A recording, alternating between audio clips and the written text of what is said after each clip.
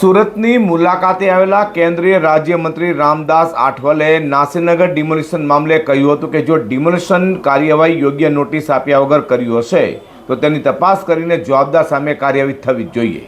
સાથે તેમણે ગુજરાત વિધાનસભા ચૂંટણી અને આદિવાસી વિસ્તારોમાં યોજાનારા કાર્યક્રમો લઈને પણ નિવેદન આપ્યું છે। સુરતમાં પત્રકારો સાથે વાતચીત દરમિયાન કેન્દ્રીય રાજ્યમંત્રી રામદાસ આઠવલે નાસીનગર ડિમોલિશન મામલે પ્રતિક્રિયા આપી હતી। તેમણે જણાવ્યું હતું કે જો અસરગ્રસ્ત લોકોને પૂર્વ નોટિસ આપ્યા વગર મકાનો તોડવામાં આવ્યા હોય તો તે ગંભીર બાબત છે અને તેની તપાસ બાદ યોગ્ય કાર્યવાહી થવી જોઈએ। આઠવલેએ વધુમાં કહ્યું હતું કે જો કોઈ બિલ્ડરના ઇશારાથી અથવા દબાણ હેઠળ ડિમોલિશનની કાર્યવાહી કરાઈ હોય તો સંબંધિત લોકો સામે કડક પગલાં ભરવા જોઈએ। તેમણે અસરગ્રસ્ત પરિવારોને પુનર્વસન અને રહેવાની વ્યવસ્થા કરવાની પણ જરૂરિયાત વ્યક્ત કરી હતી। આ દરમિયાન ગુજરાતમાં આગામી વિધાનસભા ચૂંટણી અંગે પણ તેમણે નિવેદનો આપ્યું હતું। તેમણે જણાવ્યું કે તેમની પાર્ટી ગુજરાત અને સુરતના આદિવાસી વિસ્તારોમાં સંમેલનો યોજીને સંગઠનને વધુ મજબૂત બનાવશે।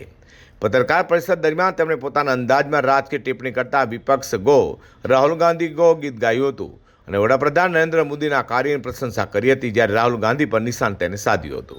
किसी बिल्डर ने कोई अभी कोर्ट का फैसला हो रही क्या है, क्योंकि बहुत बार ज़मीन के बारे में कोर्ट में केस चलती है और हाई कोर्ट सुप्रीम कोर्ट अगर बिल्डर के बाजू में अगर निर्णय देती है तो प्रशासन की भी डिफ़िकल्टी होती है कि भाई वहाँ उनको निर्णय लेना पड़ता है।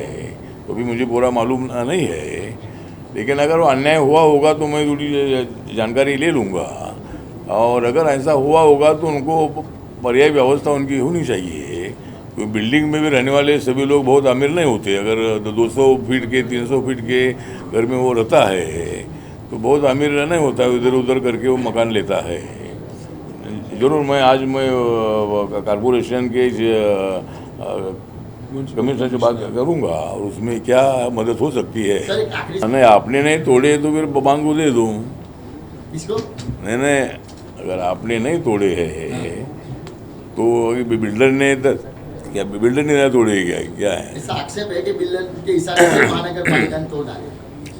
मैं ठीक है, अभी मैं थोड़ा आयुक्त कमिश्नर से बात करूँगा मैं, उसमें क्या मदद हो सकती है, उनको क्या कॉम्पनसेशन दिया जा सकता है, या अगर बिल्डर को भी वो एरिया अगर डेवलप करना है तो अभी हमारे मुंबई में जो 40-50 साल की बिल्डिंग है वो बिल्डिंग आज अगर 400 फीट का मकान है तो बिल्डर वो आकर उनको 700-750 स्क्वायर फीट का मकान देता है, ऊपर से पैसे भी देता है।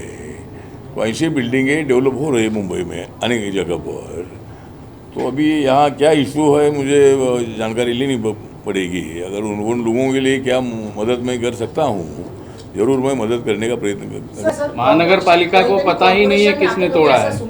नहीं तोड़ा वो तो टूटा है, लेकिन उसकी जांच तो होनी चाहिए उसकी। ત્યારે હવે કેન્દ્રીય મંત્રી રામદાસ આઠવલે દ્વારા નાસીનગર મુદ્દે અપાયેલા આ નિવેદન લઈને જોવું એ રહ્યું કે અસરગ્રસ્તોને ન્યાય મળશે કે કેમ।